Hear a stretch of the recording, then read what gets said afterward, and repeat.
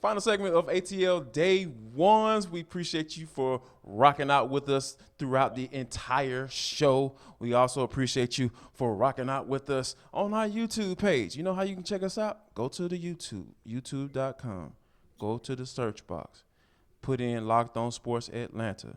We will pop up. Just like and subscribe. You know, we love that the feedback you've been giving us and giving all the comments and everything.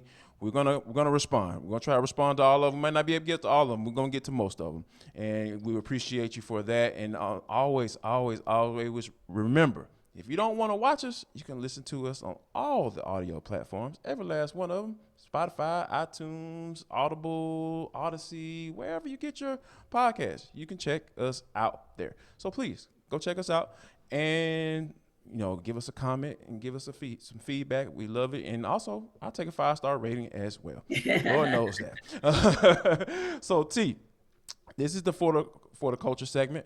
For those you don't know, it's intersection between sports and entertainment and the culture. Yeah. We are all in it. In today's culture, we're discussing the Atlanta Hawks. Travis Schlenk had some very interesting comments, T. You were there for those comments, and I think that I don't think I would do them justice because I think it's different when you hear things live, right? He was on the Hawks Radio Network in an interview, and he started talking about the future of the Atlanta Hawks. And can you get the folks what the gist of what Mr. Schlenk had to say when he was popping off? Yeah, so the question was about the offseason, right? And Yes. what was going to be done in the offseason and kind of comparing, contrasting what the NFL does, where it's free agency, then the draft, versus maybe how it's done in the NBA. And so, yes, there has been discussion in the NBA about possibly remixing that schedule and switching the schedule. And then it kind of molded into a conversation about the Hawks offseason and Travis Schlenk acknowledging it. And I love his candor. Travis Schlenk Yes. acknowledging that certainly when he looks back at last season, the offseason, they did think that they could run it back with the same group. And certainly after what happened this past postseason, they realized that wasn't the case and that they are going to look certainly to make some moves this offseason. And then he followed that up, kind of reaffirming it and saying, yes, we do have players who are under contract, players who are going to be like under contract, but players who are going to be in free agency. And there will be some movement indeed, because at the end of the day, they know that it was not a good move for them to stand pat last offseason. The reason I keep going back to that, Jarvis, is because that's what I've been saying all along. A lot of people put a pin at the trade deadline and said, wow, the Hawks didn't make any moves at the trade deadline, and that's why they ended up where they were. Well, no, because think about it. The Hawks ascended on the back half of the season. Yep. Their win-loss record was night and day. It was almost a complete flip of what it was in the first half of the season. So the trade deadline was not your issue necessarily. Your issue came back in the offseason because when the pandemic came to bite you in the butt and injuries came to bite you in the butt, because maybe DeAndre Hunter did not come back as quickly as we thought he would, nor did Onyeka Okongwu, and then Bogdan Bogdanovic went down for a couple of weeks in December, and you didn't expect that. If moves had been made, aggressive moves in last offseason, the way they were with those who are now at the top of the East, maybe we're having a different discussion. Maybe we're not having this discussion at all because we'd be talking about the Hawks playing game 2 in the second round. Yeah, no doubt about it. Yeah, so I love the transparency. I love the candor. And now, Jarvis, it's about sitting back and saying, okay, Travis Schlenk has always been a guy who stood behind his word. And if he says there are going to be some shakeups in the offseason and that we can pretty much expect shakeups across the board, i.e., he said it before, pretty much Trae Young is the only one who's untouchable. I'm excited and I'm encouraged because that tells me that he understands the importance and the assignment of winning by any means necessary, even if that means we have to part ways with any and everybody not named Trae Young. No doubt about it. And the one thing that you can always count on, you can bet whatever, however you doggone confirm things in your life.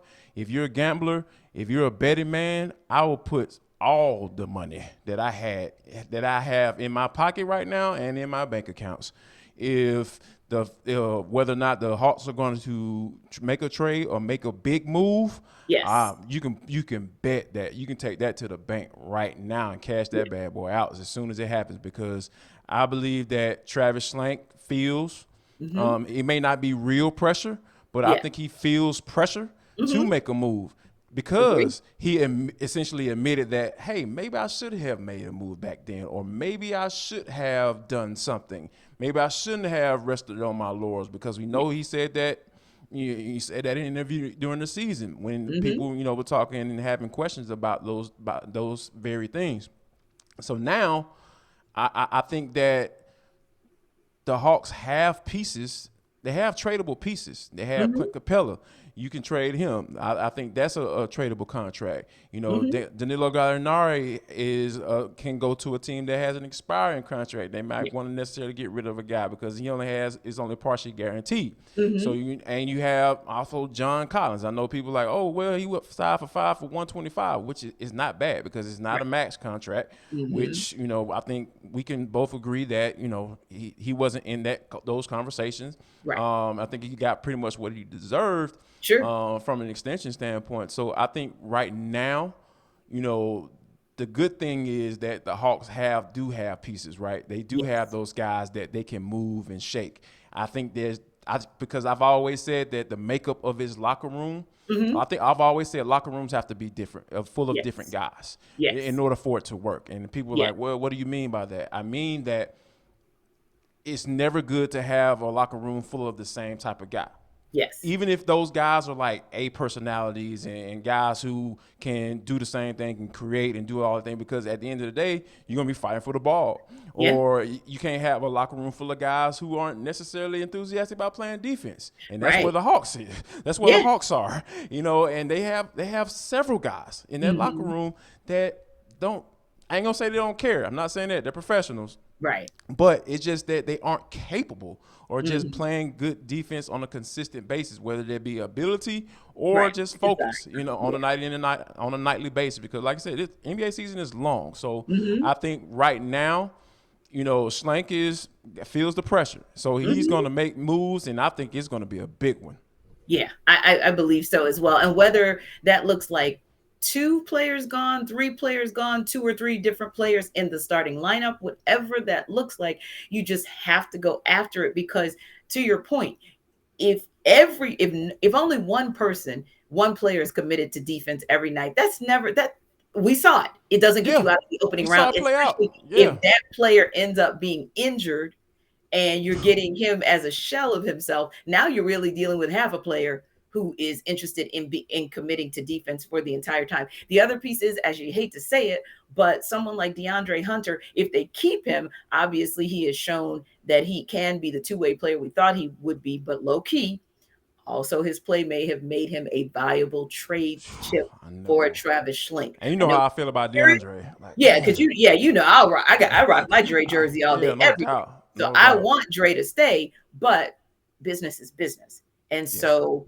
last season, from every report that we've ever seen, off season, trade deadline, teams were just asking for too much. And so when Yes. you think about too much, you're always going to think about John Collins and DeAndre Hunter as part of the too much, right? Yes. And maybe even Clint Capella is part of the too much. Although with him, there are some stipulations that may not allow you to trade him right away anyway. So there's that. But ultimately speaking, those were really your two pieces where I'm sure teams were asking about, and you were Of like, thanks, course. but no thanks. Well, now you've got to think about it because hey, you need a real two-way too, Yeah. because you've got decent offense from Kevin Herter if he's in the starting position. Good offense from Bogdan Bogdanovic if he's in the starting position. But where is your two-way player that could potentially be in the two spot and could potentially be Robin to Trae Young's Batman? And also, you and we've taken deep dives in looking at the backcourts of the winning teams on both sides of the fence. And anytime one, and typically it's at the one, anytime the one doesn't want to play defense, it's because that two is fantastic at being two-way and does not mind cleaning it up for that person. Trey Indeed. doesn't really Yes. have that person to complement him on the defensive side the way he needs to. And you said something else before we wrap up, which I think is important, is there has to be more than one person that can create a shot. When I'm out there seeing Giannis Antetokounmpo with a triple double that consists of like 12 assists, yeah, you're Come out on, there. man. Yeah. So, I mean, like that to me was so amazing to watch a couple nights ago. So when I look at that, I'm like, yeah, that's what we're talking about. We're talking about those who can create their own shots or those who, at the end of the game, if Trey can't get open and the game is on the line, not one option, Jarvis, multiple options to get you the win in a game. We'll talk more about this as we get more information and more insight, because guess what? There are also rumors about who those players could be that can come into that locker room and give the Hawks the chemistry, the dog, as we always talk about, and just the all around player that they need for them to either get back to where they were or potentially get to next level.